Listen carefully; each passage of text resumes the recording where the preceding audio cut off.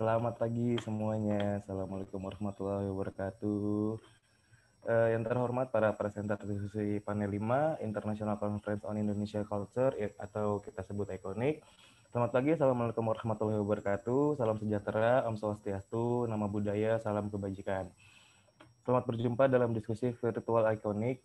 Kegiatan ini terselenggara atas kerjasama antara Direktorat Pembinaan Tenaga dan Lembaga Kebudayaan, Direktorat Jenderal Kebudayaan, Kementerian Pendidikan dan Kebudayaan, dan Fakultas Ilmu Pengetahuan Budaya Universitas Indonesia. Baik, sebelum kita memulai diskusi kita pada pagi hari ini, saya bacakan dulu peraturan selama mengikuti Zoom. Kami mohon pada para presenter dan peserta menggunakan nama akun dengan nama yang sebenarnya selama kegiatan berlangsung.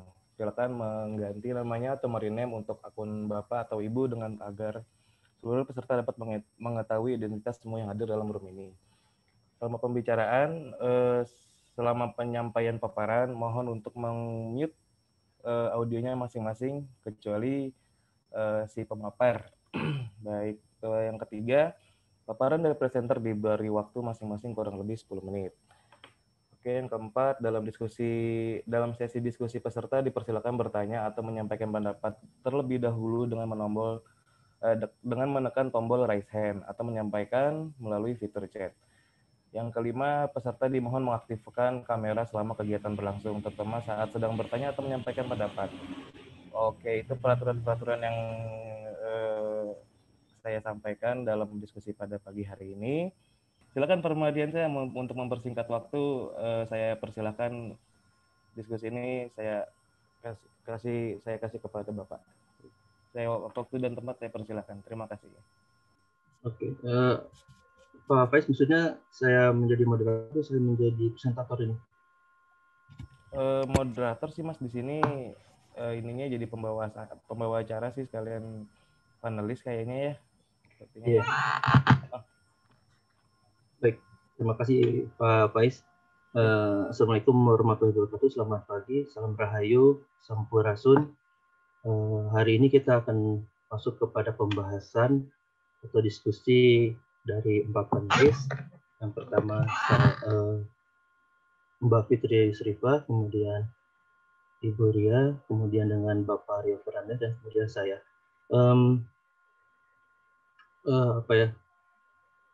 Seperti yang tadi sudah Pak Faiz katakan, jika teman-teman ingin bertanya kelak nanti di depan bisa raise hand ataupun mencatat di kolom komentar ya. Itu tuh Pak Faiz ya. Nah, saya rasa lebih lengkapnya nanti mungkin soal materi dan soal tulisan-tulisan yang akan dipresentasikan akan oleh masing-masing panelis akan dijabarkan gitu. Setiap panelis diberi waktu sekitar 10 menit untuk mempresentasikan, termasuk mungkin ke Fitria dan saya sendiri, karena yang video mungkin sudah ada batas waktunya ya tersendiri gitu. Kita mulai dari video dulu ya Pak.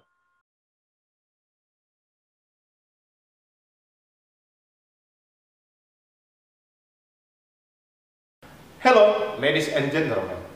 First of all, we must say thanks to our Almighty God, because His blessing, we can meet in International Conference on Indonesian Culture 2020. So now, let me to introduce myself.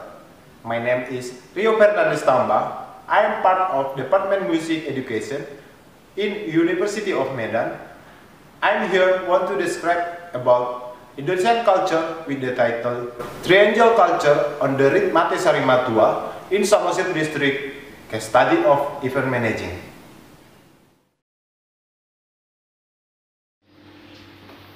Introduction. The Toba Batak has a clan that is able to form a clan, where the clan is the identity of the Toba Batak community life process.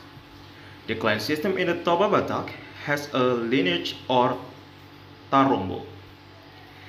Death is the birth of a ceremonial or rite in Batak Toba people as the last honor and last farewell in the life of a person in the circle of triangle culture.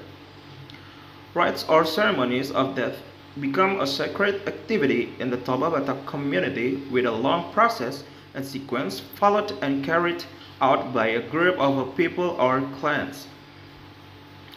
Triangle culture has an important role in every death ceremony in the Batak Toba.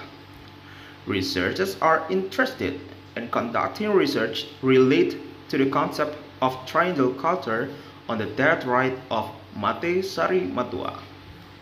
Mate Sari Matua is a status where a person dies with the status of husband or wife who has a children, or Boru who are married have grandchildren and there are still children, or Boru who are not married.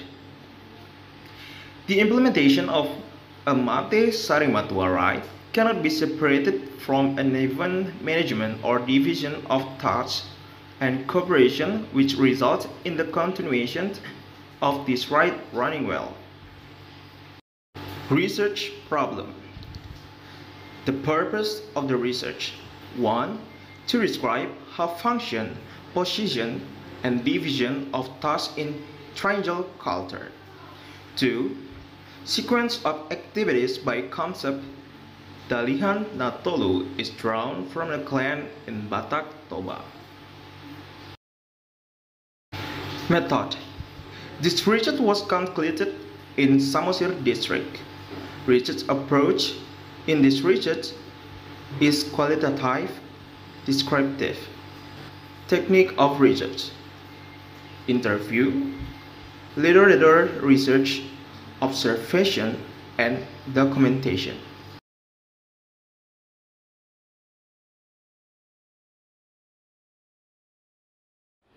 Analysis.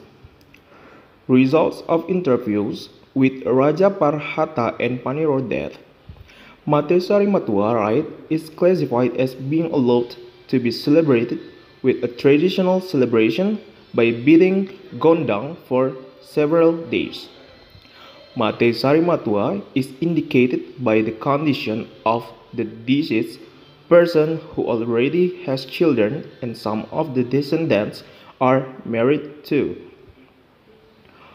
Ordered off even by Mate Sari Matua have staged an announcement to the family that someone died. Martongo Raja or family deliberation for the Mate Sari Matua rite is the peak day of the rite and the funeral of Mate Sari Matua. The division of tasks from the triangle culture is this death ritual is hula hula as advisor in this rite and giver of ulos and receive jambar. The task of the hulas is to guide other elements of the triangle culture in carrying out this rite. Next, Dongan Tubu in this rite receive and give jambar and ulos recipients in the Mate Sari Matua rite. Dongan Tubu as a companion of the family who died and carrying out the rites. Boru in this rite serves as the manager of needs in the traditional clothes of the deceased family.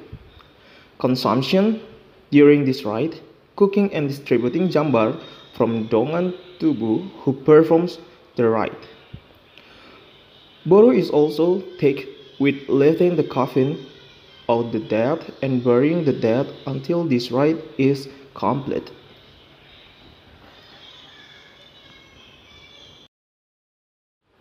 Conclusion.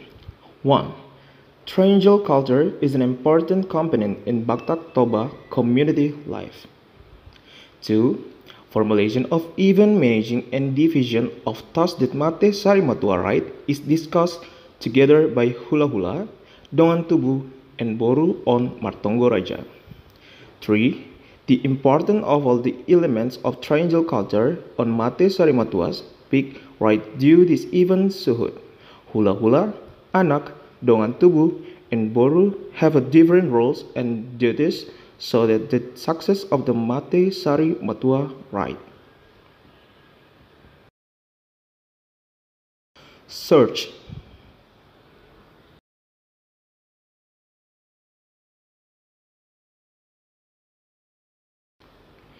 Thank you.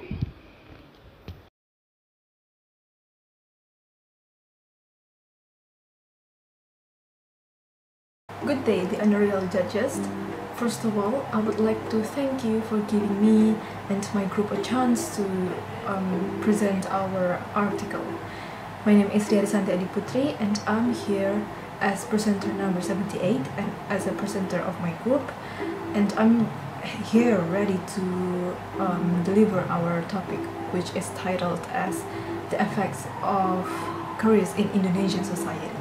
So about the method that we're using to write this article is by descriptive method. So basically descriptive method is based on data collection, which will then be used by the researchers to produce a description of the social phenomenon under study. So this method is very suitable for analyzing issues or topics that cannot be measured numerically. It is qualitative research based on questions what, where, when, who, why, and how. So the question what could be something like what is the topic, or what is the object that is discussed in the paper. So from the title that I've mentioned earlier, it is clear that the object is keris. But what about it?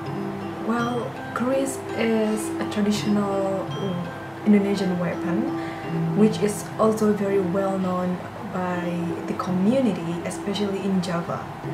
The presence of keris in Javanese culture is considered as an object that not only functioned as a weapon, but also functioned as a talisman, inheritance, clothing, even status symbol, authority giver, and as a means of carrying out traditional culture, traditional ceremonies.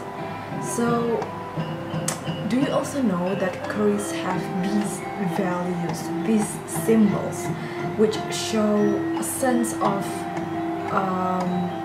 power, a magical authority, which is closely related to the primitive and modern Javanese society in today's era. So there's only one of so many examples that we will discuss. But really, the concentration is still on the effect of keris in society. So the what is actually the effect of keris in society. So going next to the question where actually means where does the phenomenon take place, which I mentioned just then. So the answer is Java, specifically speaking in East Java. Going next is when. So the when is asked for times. As in terms of times, we actually look back to what already happened in the past and the effect that we feel today in order to create ideas for the future. The who generally means Indonesian, or if you want to very specifically talking is Japanese people. Why? And why here is asked for the purpose of the article. So we choose this topic to actually learn the effects of keris, which is a highly valued Indonesia's resource.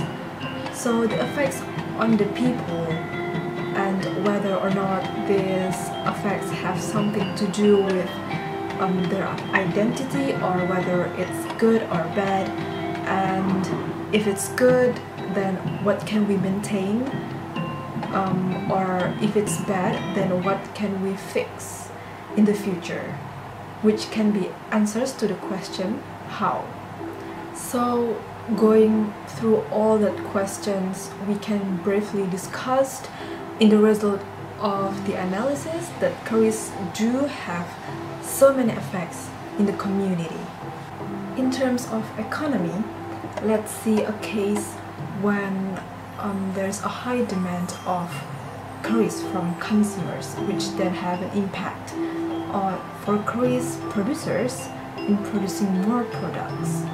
This affects the reduction in the number of unemployed in Indonesia because the production process is done manually, so it requires a large number of craftsmen. The social aspect, curries is not only a symbol to differentiate one's social status, but also to determine one's characteristic or identity, because each curries is very personal. Usually not everyone can see an individual's curries, and if and only if they are allowed to see someone else's curries, that means that the person has been labeled or declared as a very close friend or relative. In terms of culture, curries is often used in events in Indonesia. With the diversity that exists in Indonesia, curries is still used to carry out traditional events, weddings, and others regardless of religion, race, or ethnicity. The spiritual aspect, curries is an object that has spiritual value or sacredness. Every detail in the curries has its own meaning according to the message the masters want to convey. In terms of clothing, curries is a weapon that is known to be very powerful for those Javanese. Therefore, the traditional Javanese clothes are always pinned with the curries, which is believed to be a symbol of men's masculinity, so that it shows that the groom has an invincible masculinity. And going next, in terms of existence, UNESCO views the curries as having extraordinary value as a masterpiece of human creation. Apart from being rooted in the cultural traditions and history of Indonesian society, the curries also still plays a role as national identity, a source of cultural inspiration, and still plays a social role in the society. With the added value of curries, it can add to Indonesia's presence in the international world. So, going to the conclusion, the existence of a curries from the past until now shows that it has a deeper meaning in people's lives, so that it can still be found and connected in social life. The impact and influence of the curries will be analyzed, and whether the absence of the curries will affect Indonesia's identity itself. Thank you for listening. Kita akan lanjut ke presentasi selanjutnya, yaitu presentasi dari saya. Presentasi saya berjudul Ngindung Ka Waktu Ngawalakan Zaman, bagaimana orang Sunda modern menafsir zaman dan menemukan relevansi atas kehidupan melalui kalender Caka Sunda.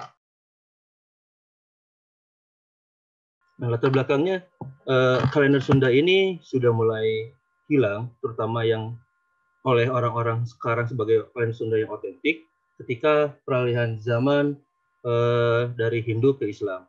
Waktu itu misalkan teman-teman, kalau misalkan agak sedikit melihat ke belakang, bagaimana Sultan Agung memperluaskan ekspansi kekuasaan hingga ke Priangan, daerah ke Jawa Timur, salah satunya juga dengan cara pendudukan kebudayaan. Nah, belakangan ketika saya tahun 2010-2011 melihat ada sebuah fenomena menarik di daerah Bandung terutama, saya melihat bagaimana banyak sekali komunitas-komunitas kesundaan, kelompok-kelompok kesundaan mulai bermunculan. Di sini saya melihat, rupanya di orang-orang Sunda ada sebuah proses pencarian atau redefinisi ulang mengenai orang Sunda. Siapa sih orang Sunda ini? Lalu bagaimana orang Sunda ini berperilaku, berpraktik, dan berkehidupan budayanya sehari-hari.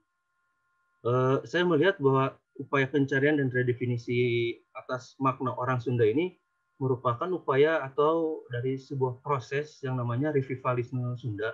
Revivalisme itu sederhananya adalah proses kebangkitan, pencarian jati ulang atau pencarian atas kejayaan masa lalu yang berujungnya terkait dengan Tritangtu. Tritangtu ini adalah sebuah filosofi kesundaan yang dia mengaitkan antara alam atas, alam tengah, dan alam bawah.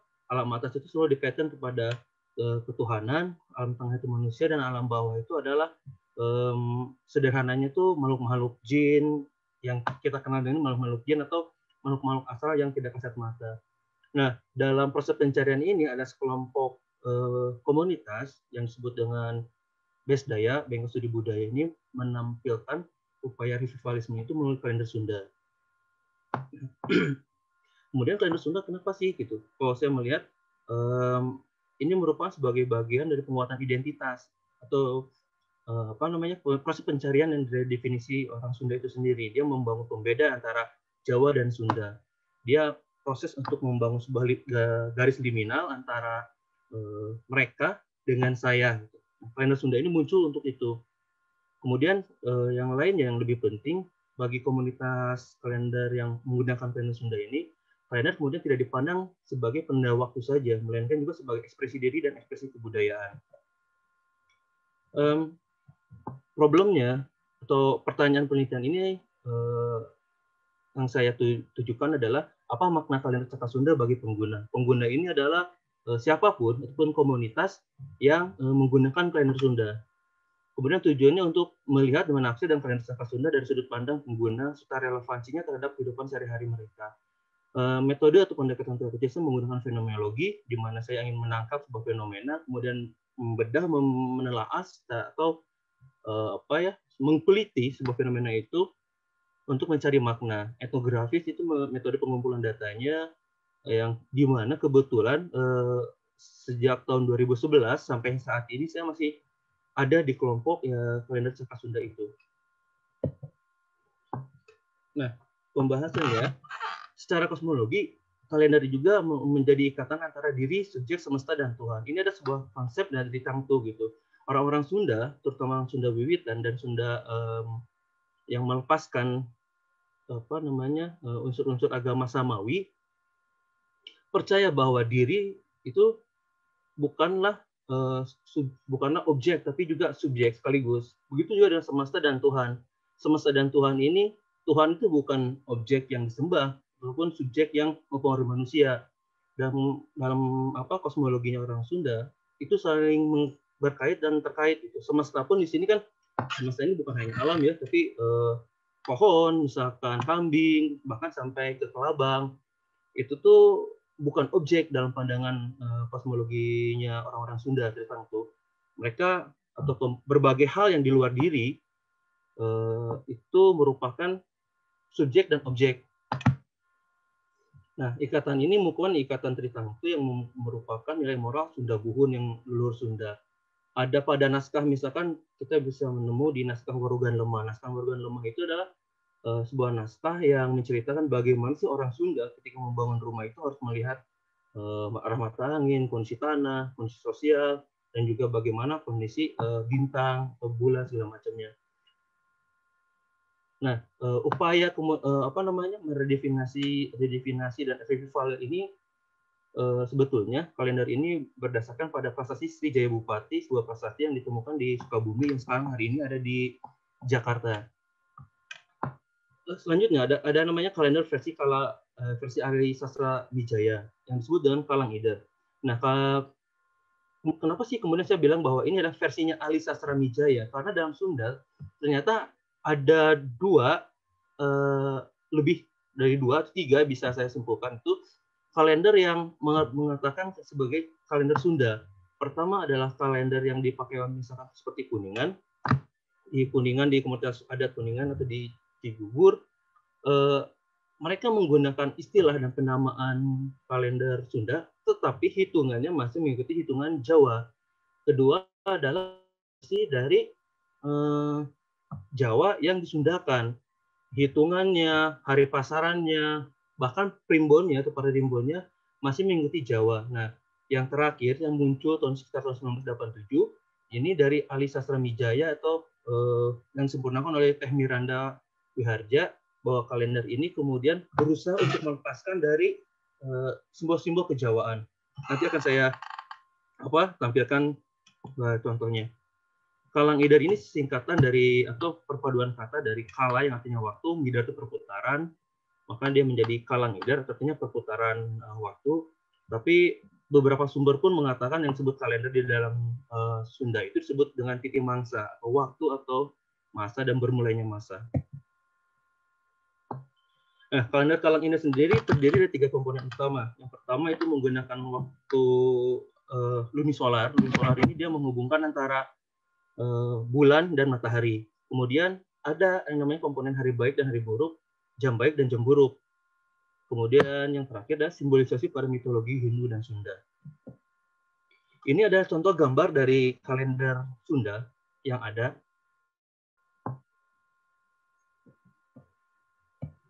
Nah, kalender Sunda ini bisa teman-teman lihat. Di sini ada yang namanya Radite, Soma, Anggara, itu merupakan nama-nama hari di Sunda, Buddha, Respati, Supra, dan Tumpak. Di kalender Sunda versi Ali Sastramijaya ini kemudian juga ada yang mereka menggunakan ini simbol-simbol atau perputaran bulan. Pada dasarnya mereka mendaraskan perhitungan harinya itu berdasarkan pada bulan ya. Yang putih ini bulan awal bulan, kemudian yang hitam ini akhir bulan. Nah, setiap perhitungannya di mereka ini tidak seperti misalkan Islam itu kan memulai setiap kalendernya pada saat bulan Sabit. Nah, kalau di Sunda memulai per setiap bulannya dari bulan separuh ini, setengah gelap dan setengah terang. Nah, ini ada waktu tebar. Waktu tebar ini adalah sebuah konsep yang dimasukkan belakangan oleh Teh Mira dan disempurnakan oleh teman-teman Besdaya. Waktu tebar ini fungsinya adalah jika Anda petani, jika Anda adalah pedagang, maka ini adalah jam-jam yang baik digunakan ketika Anda berdagang atau berusaha, menebarkan usaha Anda. Nah, kapan sih waktu yang pas untuk menandur atau untuk mengambil panennya? Inilah jam-jamnya. Jam 4, jam 12, jam 6, jam 2 gitu. Itu 4 pagi, 12 siang, 6 sore, jam 2 subuh, atau jam 2 siang misalnya. Nah, ini yang jauh yang lebih penting lagi yang oleh teman-teman kalender Sunda ini percaya. Di sini ada namanya tumpak atau sabtu ya, misalkan manis, legi kalau di dalam bahasa Jawanya. Ini adalah jam-jam yang baik untuk keluar. Misalkan saya ambil contoh 1 Surah. Tumpaknya Sabtu, pasannya adalah manis. Kalau kita keluar misalkan jam 7.30, maka persiapan yang kita dapatkan Jaya Semah Manggi Hadir. Artinya Jaya Semah itu sebagai tuan rumah, kita akan menemukan kenyamanan. Manggi Harja artinya kita akan menemukan kebahagiaan atau kesuksesan. Nah, inilah yang kemudian yang sebetulnya yang saya teliti secara mendalam, seberapa besarkah dampak hitungan ini kepada komunitas. Nah, ternyata yang saya temukan hitungan ini betul-betul dipergunakan, betul-betul dipercayai karena akan dipercaya untuk bisa membawa kebahagiaan, kesuksesan. Bahkan di versi yang terbaru, kalau teman-teman misalkan nanti bisa mencari googling, ada satu lagi versi yang berwarna merah di bagian sini itu, pada jam-jam tertentu, pada hari tertentu itu bisa membawa kecelakaan ataupun kematian. Saya ingat ketika saya menikah dulu, saya pun menggunakan ini gitu. Tujuannya pada dasarnya ya ingin bahagia, ingin agar pernikahan saya lancar. Ternyata itu pun ada di teman-teman yang menggunakan kalender Sunda, bahwa ini si WHD dan waktu-waktu dahulu ini sudah membimbing mereka jauh dari sekedar hanya pengingat tanggal atau pengingat waktu. Maknanya sudah berubah, dia bisa menjadi sebagai penyelamat hidup, bahkan penuntun hidup. Nah, kesimpulannya, kalender Sunda sudah dipercaya memiliki fungsi untuk membaca zaman, sehingga pemaknanya tidak sebatas sebagai alat penanda waktu, melainkan juga sebagai panduan hidup dan juga panduan untuk beraktivitas. Komunitas pengguna, terutama bagi komunitas pengguna. Nah, kalender zakat Sunda juga menemukan relevansinya di tengah kehidupan mereka. Tapi relevansi ini sangat-sangat terkait kepada apakah Anda percaya atau tidak percaya. Jadi salah satu pisau fenomenologis itu akan sangat tepat digunakan ketika kita melihat masyarakat dengan sistem jaring-jaring makna mereka. Satu hal lagi, kesimpulan saya sebetulnya ketika mengikuti sepanjang saya bersama mereka, ada kecenderungan yang namanya pseudoscience atau bahasa kita sekarang cocoklogi, terutama ketika dikaitkan dengan paririmbon. Ternyata tidak semua juga kelompok orang-orang dari komunitas Sunda, Kesundaan yang tradisional yang berusaha melepaskan dari modernitas percaya juga kepada kalendernya versi Abah Ali ini. Karena mungkin terlalu dianggap sebagai bisa menuntun hidup, bisa menentukan hari baik, bisa menentukan kematian, kecelakaan, dan bahkan kejayaan gitu. Maka bagi sekelompok orang-orang Sunda ini melihat bahwa ini mah nggak benar gitu, ini mah nampaknya hanya sekedar cocok lagi saja gitu. Sekian di presentasi dari saya. Selanjutnya saya serahkan ke Mbak Fitri ya. Terima kasih, selamat pagi. Assalamualaikum warahmatullahi wabarakatuh. Perkenankan, saya Fitri Estrifa, mahasiswa S2 Ketahanan Nasional Universitas Gadjah Mada, akan mempresentasikan hasil riset saya yang berjudul Menyelami Makna Kehidupan, Makna Filosofis, Siklus Kehidupan Masyarakat Minahasa Kuno melalui artefak warga dan bekal kubur. Mengapa saya tertarik untuk mengambil topik ini sebagai bahan riset saya? Yang pertama adalah berangkat dari pengertian peninggalan megalitik sebagai salah satu bentuk bangunan yang masih terpelihara pada banyak kelompok etnik atau suku di Indonesia. Pada masa prasejarah, kepercayaan atau sistem religi berkaitan dengan kepercayaan kepada roh nenek moyang yang berpengaruh pada seluruh aspek kehidupan umat manusia. Nah, di ritual-ritual dan upacara adat yang ada pada masyarakat Nusantara kuno ditemukan sebagai bentuk penghormatan terhadap raja maupun leluhur yang mendiami alam semesta. Artinya, masyarakat pada periode Nusantara kuno ini mempercayai bahwa ada kekuatan-kekuatan besar yang berada di luar dirinya. Berbicara mengenai tradisi megalitikum, tentu tidak bisa dilepaskan dari prosesi pemakaman sebagai salah satu bentuk tradisi tertua yang ada pada saat itu. Dan ketika kita bicara soal pemakaman, tidak akan bisa dilepaskan dari konsep kematian. Kematian diartikan sebagai satu istilah yang menggambarkan perpindahan manusia dari dunia nyata ke dunia arwah. Beberapa pandangan menganggap bahwa suatu kematian tidak membawa perubahan yang esensial. Artinya ini hanya memberikan perubahan pada hal fisik, seperti berhentinya detak jantung dan segala macam. Tetapi tidak bisa mengubah manusia secara esensial. Artinya roh tetap hidup, hanya berubah bentuk seperti itu, hanya berubah posisi saja. Nah, tidak heran bahwa pada masyarakat Minahasa kuno terutama ya, diberikan perhatian dan penghormatan selengkap mungkin karena mereka dianggap tengah di antara mencapai tempat tujuan yakni dunia arwah. Penelitian saya adalah penelitian kualitatif yang melakukan pendekatan berdasarkan kosmologi dan teori historisitas manusia. Nah, saya mengambil data ini secara kepustakaan. Lalu kita akan mempelajari lebih lanjut ya, apa itu kosmologi. Kosmologi adalah salah satu cabang ilmu filsafat dari metafisika yang mempelajari tentang sistem alam semesta, konsep ruang, waktu, dan kausalitas. Artinya di alam semesta ini manusia mencoba untuk menggali apa sih perannya, bagaimana sih perannya, dan seperti apa sih posisi manusia di alam semesta. Dalam menjalankan kehidupannya, seperti yang kita tahu bahwa manusia dibekali dengan rasio, indera, intuisi, dan hati nurani untuk dapat memaknai apa yang terjadi di sekitarnya. Peran manusia sebagai subjek dalam dinamika kehidupan di alam semesta juga tidak bisa dilepaskan dari konsep historisitas manusia. Di konsep historisitas manusia ini, kita akan mengenal adanya beberapa pandangan terkait bagaimana manusia menempatkan dirinya di hadapan orang lain, bagaimana manusia menempatkan dirinya di alam semesta, dan bagaimana manusia memahami konsep ruang dan waktu.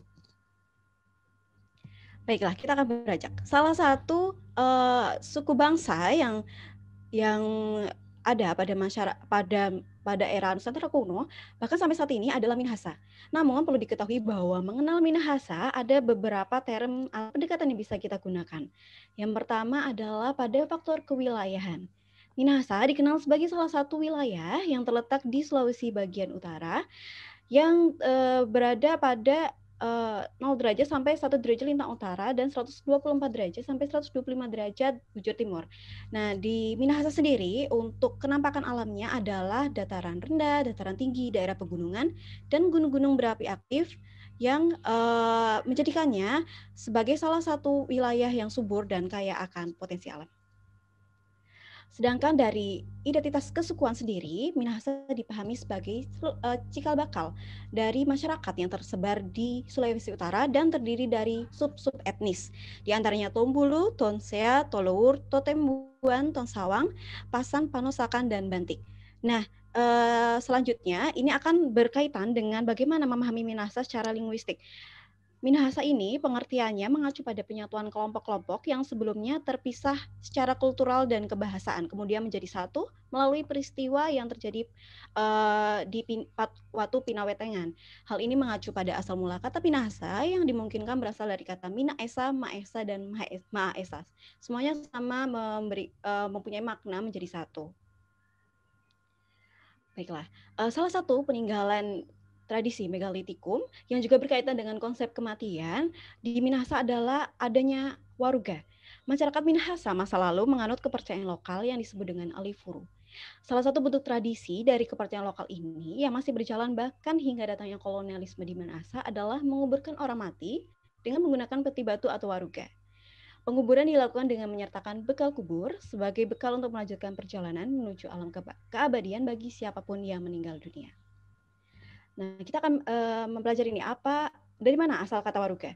Yang pertama, ada beberapa versi ya yang tersebar di masyarakat, namun ada dua versi besar yang diyakini oleh masyarakat. Yang pertama adalah waruga berasal dari kata maruga yang artinya direbus.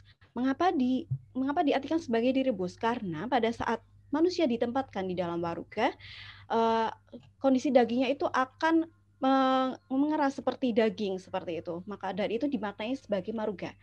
Versi kedua yang banyak dianut adalah gabungan dari dua kata wale yang berarti rumah dan ruha atau roga yang artinya hancur atau terbongkar. Hal ini berimplikasi pada pengertian waruga yaitu sebagai tempat penitipan jiwa sementara para leluhur Minahasa. Kepercayaan pada roh leluhur berkonsekuensi terhadap eksistensi ritual-ritual dalam prosesi kematian seseorang, di mana wadah untuk menempatkan jenazah harus disediakan dan dibuat dalam kondisi sebaik mungkin.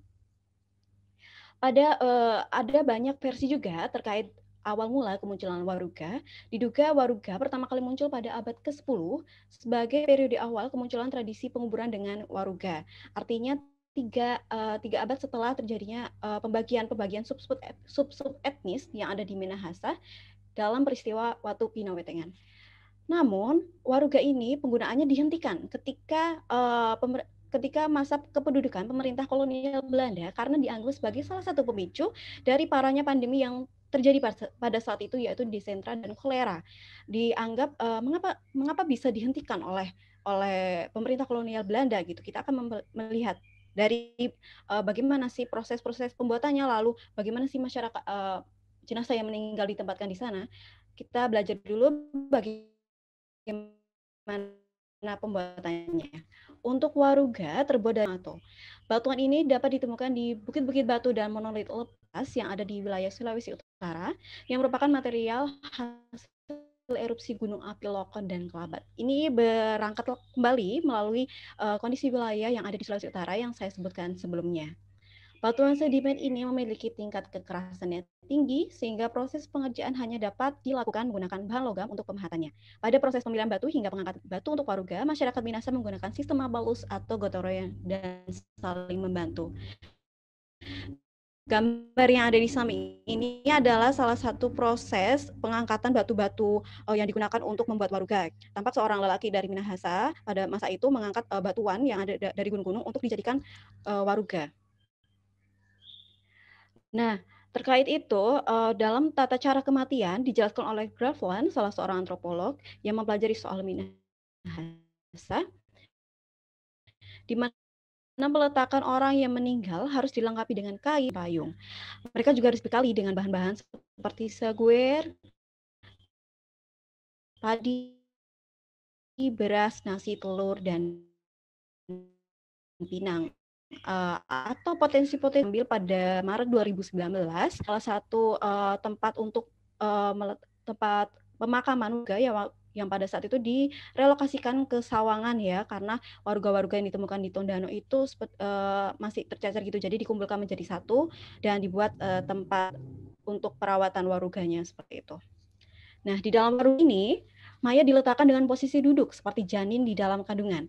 Hal ini berangkat dari konsepsi bahwa saat manusia meninggal dunia, ia akan kembali memulai kehidupan yang baru, sehingga diibaratkan seperti janin yang kelak akan lahir ke dunia. Pemberian bekal kubur juga dimasukkan untuk membekali jenazah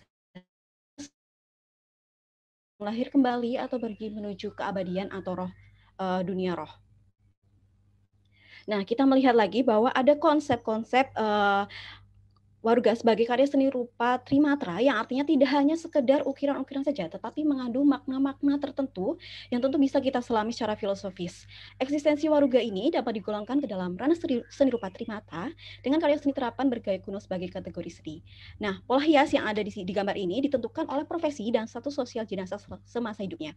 Ada banyak sekali ragam hias yang terdapat pada waruga, di antaranya adalah flora, fauna, dan manusia. Untuk fauna ini banyak berkaitan dengan roh-roh leluhur atau hewan-hewan yang dianggap sebagai perantara kendaraan menuju ke dunia arwah seperti itu. Nah, ragam hias ini memberikan gambaran bahwa waruga itu tidak hanya sekedar benda seni atau media semata, tetapi juga digunakan sebagai gambaran sistem ilmu pengetahuan dan sistem kesenian yang berkembang pada saat itu.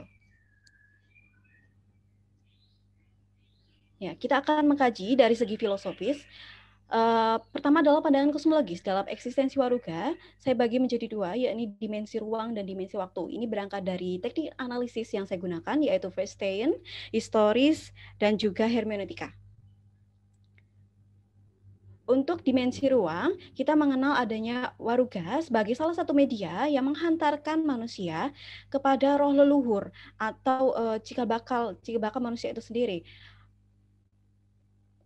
Nah, ini juga mengantarkan pada konsep dunia arwah yang abadi. Artinya ada dimensi ruang, dunia nyata, dan juga dunia arwah yang dipahami sebagai salah satu konsep ruang dalam eksistensi waruga atau bekal kubur. Nah, teman-teman juga bisa menyaksikan bahwa waruga ini berbentuk seperti wale atau rumah adat Minahasa. Artinya jenazah yang ditempatkan di dalam waruga itu harus ditempatkan senyaman mungkin seperti dia berada di rumahnya. Untuk dimensi waktu, secara kosmologis kita mengenal ada beberapa konsep waktu yang ada pada eksistensi waruga. Yang pertama adalah mengenali konsep masa lalu, di mana saat manusia masih hidup dan mempersiapkan waruga dan bekal kuburnya. Yang kedua adalah masa kini, saat manusia meninggal dunia dan ditempatkan di dalam waruga dengan posisi seperti janin yang akan dilahirkan. Dan yang terakhir adalah masa depan, saat manusia berada di dunia arwah dan bertemu leluhur di alam keabadian. Ini masih misterius ya, jadi kita tidak tahu apa yang terjadi di masa depan gitu, tidak ada gambaran. Maka dari itu untuk memetakan masa depan ini di dalam eksistensi waruga, saya mengkategorisasikannya sebagai salah satu bentuk konsep waktu di mana manusia berada di dunia arwah atau saat bertemu leluhur di alam keabadian yang tidak bisa kita bayangkan seperti apa bentuknya. Sedangkan dari konsep historisitas manusia, sistem sosial bekerja menjangkau dimensi waktu dari masa lalu menuju masa yang akan datang. Masyarakat Minahasa kuno adalah ahli waris dari leluhur terdahulu. Artinya dalam menempatkan diri manusia sebagai salah satu pelaku sejarah, masyarakat Minahasa kuno ini adalah ahli waris dari leluhur-leluhur yang sudah meninggal, lalu menjadi roh-roh yang bersemayam di pohon maupun di tempat-tempat yang ada di sekitarnya. Kesadaran kolektif atas pentingnya hidup bersama dan bergotong royong melalui pembuatan waruga, melalui sistem mapalus, dan pelaksanaan tradisi penguburan menjadi salah satu kunci penting terhadap eksistensi waruga pada masa itu. Dan yang terakhir adalah eksistensi bekal kubur menunjukkan bagaimana masyarakat memahami realitas metafisik setelah manusia tiada. Artinya harus dibekali ya dengan beberapa benda-benda yang kerap digunakan pada saat mereka masih hidup. Dan juga ini menjadi salah satu kunci pertalian budaya yang ada pada saat itu karena ditemukan banyak sekali peninggalan-peninggalan seperti porselen dari Cina, lalu juga ada beberapa botol-botol saguer, yaitu menjelaskan bahwa ada sistem kehidupan manusia yang terbentuk pada saat itu dan membentuk satu sistem nilai tersendiri. Lalu bagaimana kita memaknai itu? Memaknai siklus kehidupan masyarakat Minahasa kuno melalui artefak waruga dan bekal kubur menjadi satu langkah penting dalam merawat warisan leluhur, meski upacara adat terkait sudah tidak bisa ditemui di kelompok masyarakat Minahasa dewasa ini.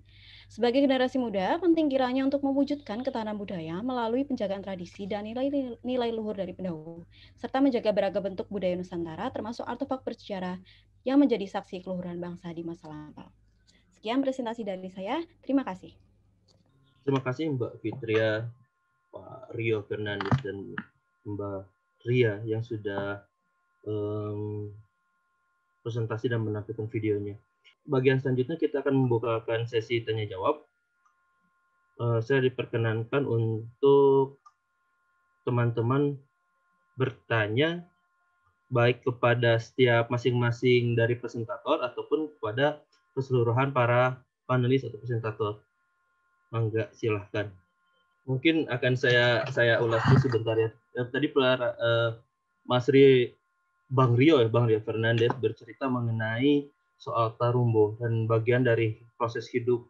Ternyata kematian dalam tradisi Batak itu tidak serta-merta hanya meninggalkan dunia. Ada banyak sekali komponen, ada banyak sekali tahapan, dan begitu kompleks kematian dalam tradisi. Sebetulnya menyebut Batak tuh kurang tepat ya saya ya. Atau tradisi di sana gitu. Bahwa mati itu bukan sekedar perpindahan raga dan jiwa, tapi mati itu sesungguhnya seperti yang ada di presentasi Mbak Fitria juga mengatakan kepada kehidupan yang lain, bahwa kematian itu hanya perpindahan proses kehidupan. Juga dari presentasi Mbak Ria mengenai keris, ternyata ada juga di sana mengenai simbol, status, bahwa keris itu menghubungkan antara apa yang profan dengan yang fana. Sedangkan dari Mardiansyah tadi presentasi mengenai bahwa kalender Sunda ini juga menghubungkan antara apa yang profan dan apa yang fana, serta kehidupan di balik yang sakral. Nah, selanjutnya mungkin teman-teman dari peserta bisa bertanya kepada kami semua yang mempresentasikan materinya. Silahkan.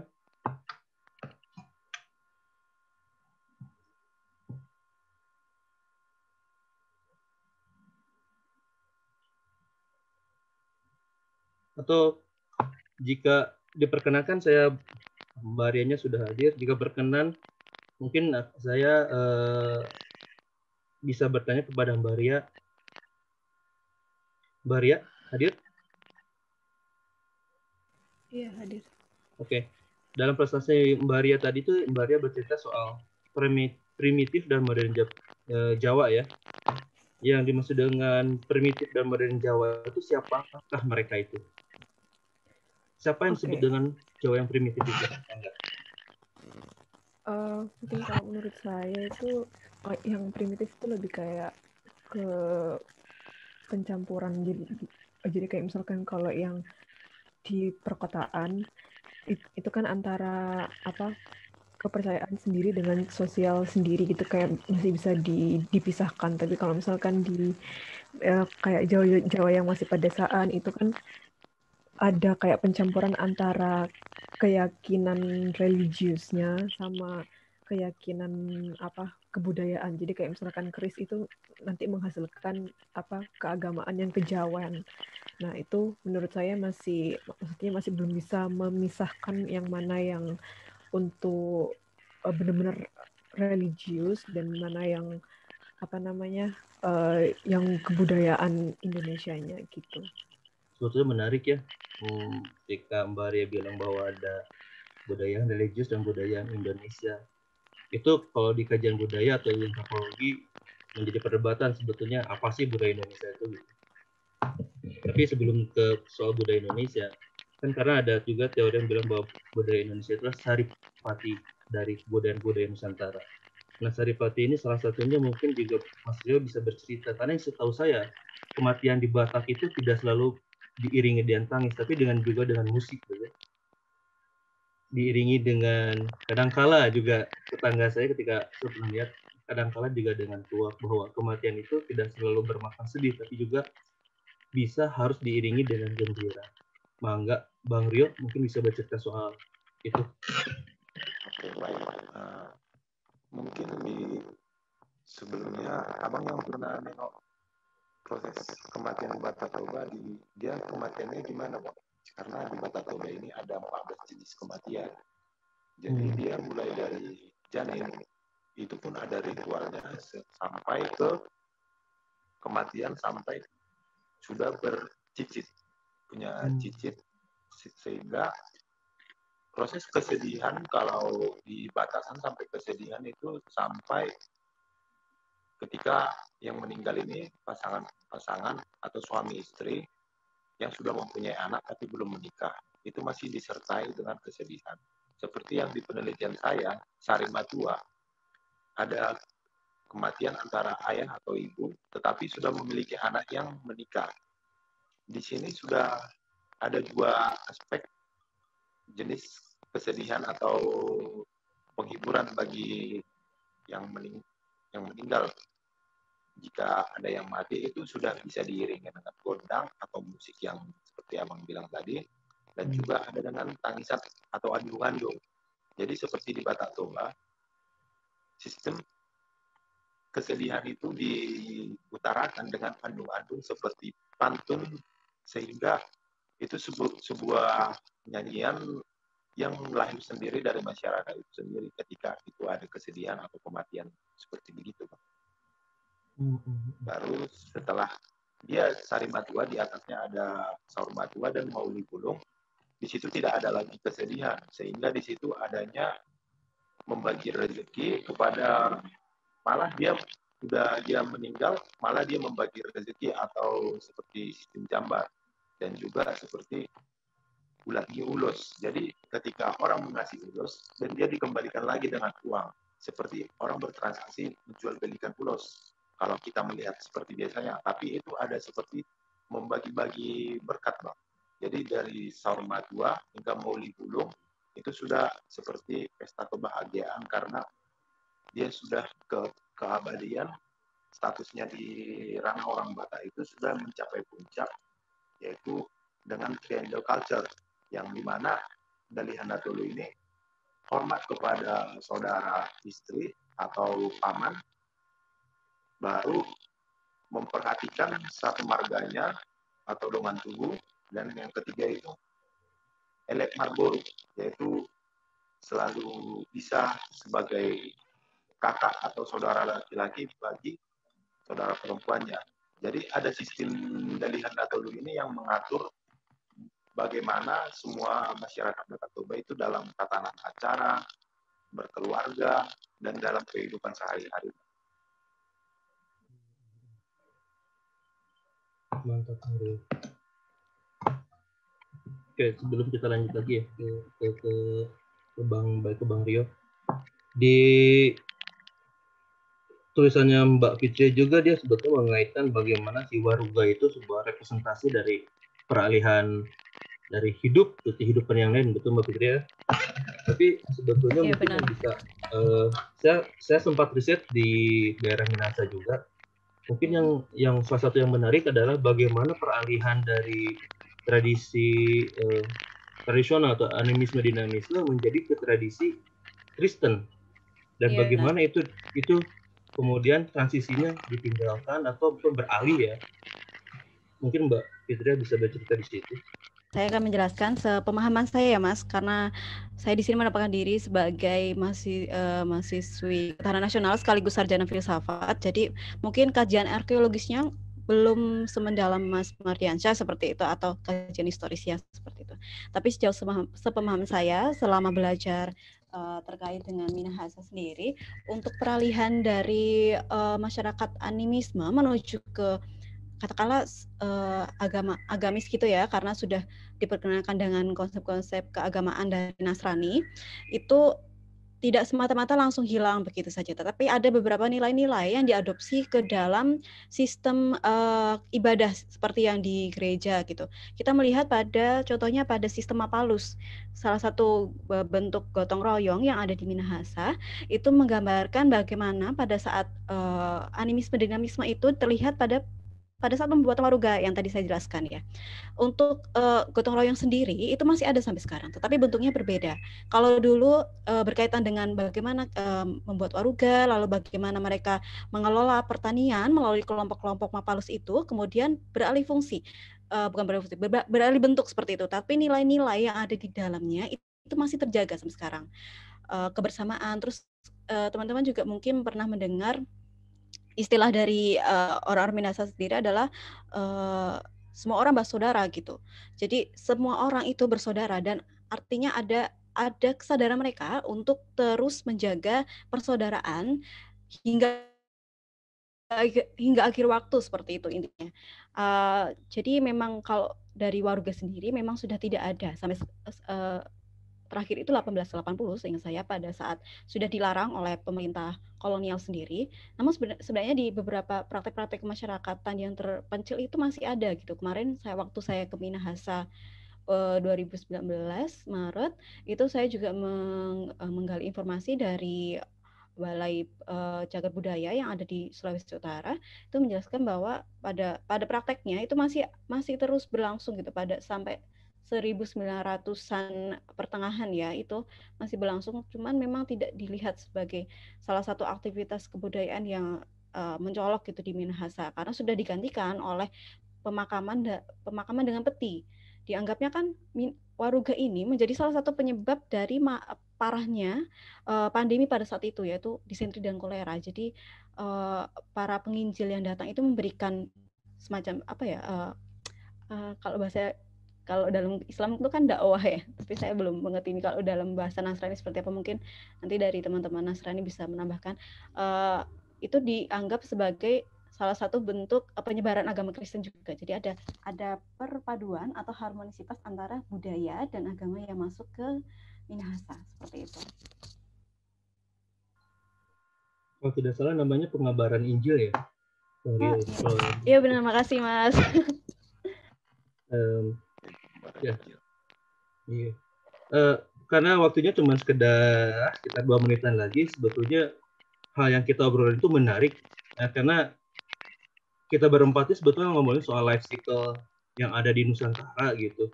Bagaimana proses hidup itu nggak sederhana gitu, bukan misalkan kayak melihat kaum sekuler bahwa hidupnya cuma lahir, berojol, makan, mati, kemudian ya sudah, tidak tanpa makna. Di Nusantara ini hidup ini tidak berhenti gitu. Mati itu atau perpindahan raga itu memiliki makna-makna yang lain yang tidak bisa kita ketahui, dan setiap daerah di Waruga, di Jawa, di Mulai Keris, di Bang Rio, melalui tradisi Batak, Karombonya, begitu juga mungkin di Sunda seperti saya, bahwa alam yang lain itu alam yang perlu dipersiapkan dan pemaknaannya sangat beragam dan sangat kaya, yang tentunya bisa oleh teman-teman peserta yang lain ataupun para panelis bisa kaji lebih lanjut, mungkin juga mengkontak para panelis gitu untuk diskusi lebih lanjut. Saya kira waktu presentasinya dan diskusinya akan saya serahkan kembali ke Mas Faiz, dan saya tutup. Terima kasih atas presentasi dan perhatian teman-teman. Assalamualaikum warahmatullahi wabarakatuh. Waalaikumsalam. Terima kasih Mas Mardi serta presenter yang lainnya, Mbak Fitri, Mas Rio, Mbak Ria, serta teman-teman yang lain. Segitu saja diskusi pada pagi hari menjelang siang mungkin ya. Menjelang siang pada hari ini, saya MC yang bertugas pada hari ini berterima kasih. Mohon maaf jika ada salah-salah kata. Terima kasih. Sampai jumpa kembali. Assalamualaikum warahmatullahi wabarakatuh. Salam sejahtera. Om Santi, Santi Om, Namo Buddhaya. Salam kebajikan.